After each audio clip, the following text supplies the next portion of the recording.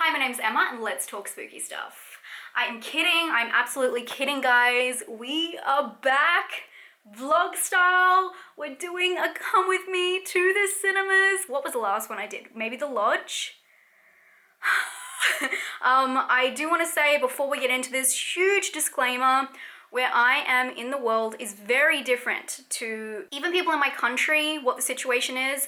I can't talk about the situation too much because if you didn't know, YouTube does block that word, it demonetizes, it suppresses anyone who talks about it. So obviously the current situation, pandemic in the world right now, completely closed down cinemas around the world, and I do not think it is safe to go to cinemas in most areas.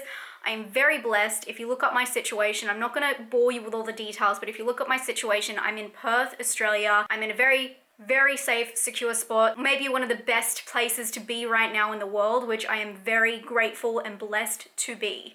And I do want to say that. I did feel really guilty about the idea of doing a come with me video, but I spoke to some of you guys, especially my Patreon beforehand, and you were really keen on me sharing going to the cinema because it's something that you miss. So instead of hiding it, I'm gonna take you with me.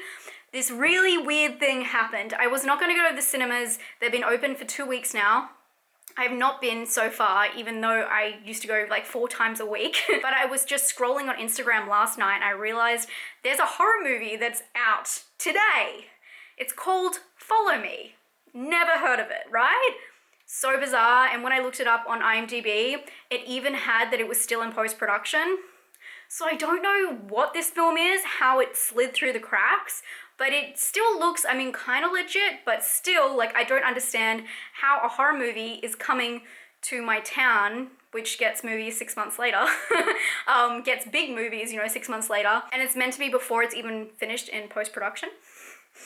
Say what? So I should explain, if you are a new subscriber during this time of madness that's in the world, I used to have a kind of a series where every time there was a new blockbuster film that we were all dying to go see, I'd go see it and tell you whether it's worth your time. It's a spoiler-free review, but more than that, it's more of a dynamic kind of, you get to come along and see my reaction right after I watch the film. There's no scripting involved, and my reaction straight after it, and what I think, and again, if you guys should see it, if it's worth your time. So obviously it's a little bit different because this one, not a lot of you guys will be able to go see the movie, but it probably will be on video demand where you're at soon, I imagine, if it's out in cinemas here. So this one is gonna be a weird one. I'm excited. I'm really excited to go back to the cinema. So the film is directed by Wernick, who did the 2017 Escape Room. So that is not the 2019 Escape Room, right? Which is really interesting because I found on some posters and some promos for this film, they were advertising it as the creator of Escape Room, but they didn't say it was the Escape Room that got below average response instead of the Escape Room that got average response. Actually, that Escape Room did pretty well. I think there's still some people that thought it was okay. I was one of them. I thought it was okay. The film stars Holland Roden, who was in Law, Teen Wolf, Channel Zero, and of course the upcoming Escape Room 2, which is the Escape Room sequel to the 2019 one. It all comes full circle. It also stars Keegan. You guys know I like to go in blind. I did watch the start of the trailer, but I didn't get too far into it. I do know it's about an influencer that's traveling the world and I guess trying to get followers. Anyway, him and his crew, I believe, go to Russia. I try to go in blind. Go to Russia and something weird happens. They must get in danger, but I think it must have something to do with the fact that he has followers. Maybe someone is like hunting him down or like stalking him. Hopefully it's a stalker. I would love that. It seems like it's gonna be a found footage type film with him like vlogging as he goes, which this is so meta right now. So I'm kind of excited. I'm going in with really low expectations. I did message my friend Scott, who lives in Perth, and he went and saw it today. He lowered my expectations without giving me anything, which I'm really happy about, so thank you, Scott. So I'm really excited just to go in for the experience, but who knows, maybe it's the film we're all sleeping on that is incredible, a hidden gem. Probably not, but let's go check it out. Let's go, guys.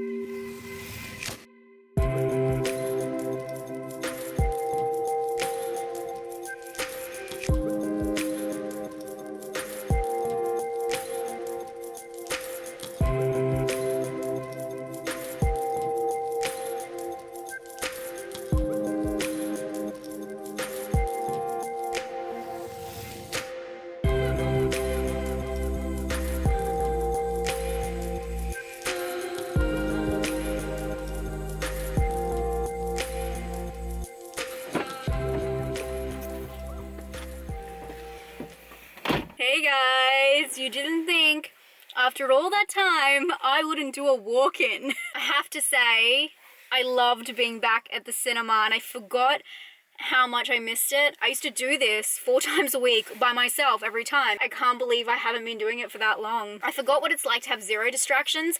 Even though at home I put away my phone and I do all that kind of stuff, I'm just so not used to it just being a screen and there being nothing else around, so I really enjoyed that. Sorry guys, usually when I get in the car I give you my initial reaction, but I was just so overwhelmed by being back in the cinema and this is just not a normal video for me at the moment. But I have to say, I couldn't wait to get back in this car after I realized what the movie is about. You know how we talked about escape room, and then I guess possibly escape room? This movie was about an escape room. I couldn't believe it. I don't know if this guy's just got like a fetish. I have not seen his original escape room, but super interesting. So this one is about a guy who is a social media influencer. It looks like he's a YouTuber, but he seems to stream all the time off his phone on something that looks like, I don't know, like YouNow. Anyway, obviously it's got to do with the rights and things like that. But he goes to Russia with his friends and they are trying to take him somewhere that's going to be insane for his 10th year anniversary online. And they take him to an escape room. And from there, like, you know, things get dangerous. I'm sure you know where it's going. The thing with this film is it's so predictable, but I still really enjoyed it. And I have to say this because I don't know if it's just going back to the cinema that makes me really enjoy that. I keep thinking if I watched that at home would I felt the same way, but it really did have some surprising moments. The issue is the main guy, I was expecting him to be a douche because it kind of opens up to him vlog style on the airplane being like, where do we go? And being really obnoxious in front of the flight attendant. And you just expect him to be a complete douche by the way he's talking, and like, you know, he's one of those vloggers that are like, ah! I'm probably like that sometimes, but you know what I mean.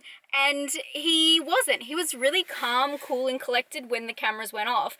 And there was even this part where his girlfriend is like with his group of friends, where she does this monologue about how she felt like he was changing. And it was almost like it was meant to be a storyline that he was a douche, but it just never went anywhere. But he wasn't a douche.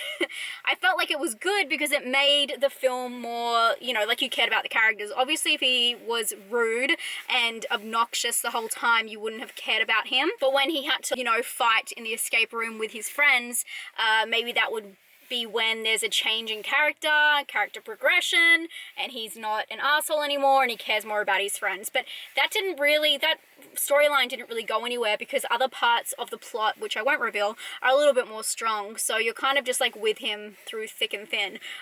So I felt like that was a little bit iffy what the direction was, and there was no real reason to make it.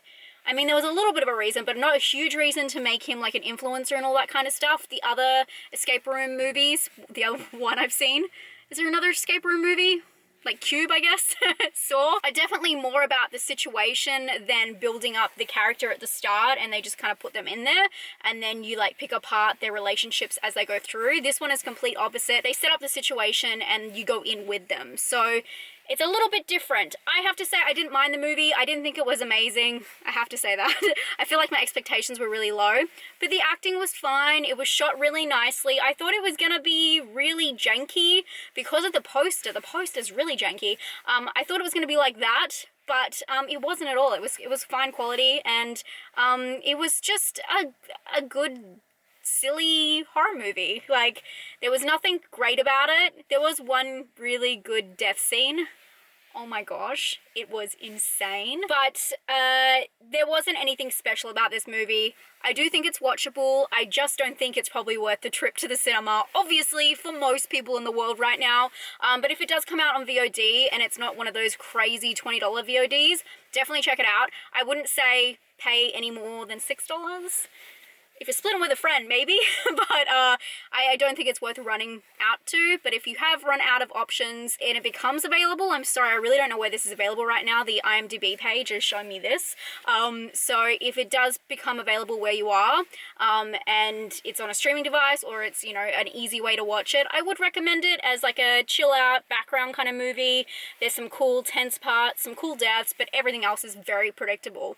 So I guess I'm gonna give this film, I probably would give it like a 5 out of 10. I'm lowering my score a little bit because I feel like I'm just excited to be back at the cinema, but really, it wasn't great and it wasn't bad. So I feel like that is probably decent of me to put it right in the middle. There's a couple of things that worry me in this kind of film, especially for my Eastern European friends out there. I know I see your comments all the time on my videos, and I worry about the image that this portrays. Obviously, it's always the same kind of countries. This one is in Russia, in Moscow, so I feel like it's just a bit overdone, you know, and that's what I say about the predictability factor. Also, the characters are very slow at reacting to certain things at certain times, which is quite distressing as an audience member, but I guess that's how they build the tension. There's nothing wrong with that. You feel like they're a bit slow in reacting to things, they're not all there, and as an audience member your reaction time is a little bit faster, which just makes them seem unrealistic. So hopefully you know whether you're going to see this one or not. If you are into escape room movies, definitely check it out.